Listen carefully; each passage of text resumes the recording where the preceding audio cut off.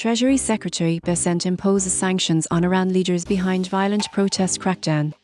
Washington in a decisive move, the U.S.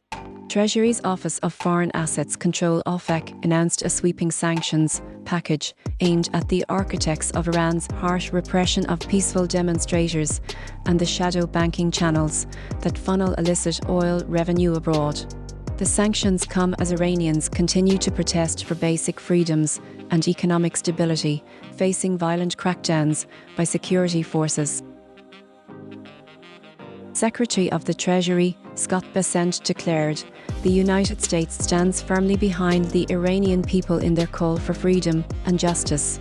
At the direction of President Trump, we are sanctioning key Iranian leaders responsible for the brutal crackdown and will employ every tool to target those perpetuating human rights abuses."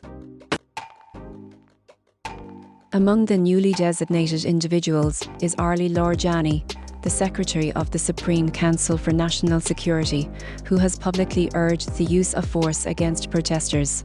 OFAC also blacklisted 18 persons and entities that operate a covert shadow banking system, enabling Iran's elite to launder petroleum and petrochemical proceeds. Rather than supporting the Iranian populace, these funds finance domestic repression and overseas terrorist activities. The sanctions are authorized under Executive Orders 13,553, 13,876, and 13,902 and support National Security Presidential Memorandum 2, which seeks to cripple Iran's capacity to sell oil and fund destabilizing behavior. In 2025, OFAC imposed sanctions on over 875 individuals, vessels, and aircraft as part of this broader campaign.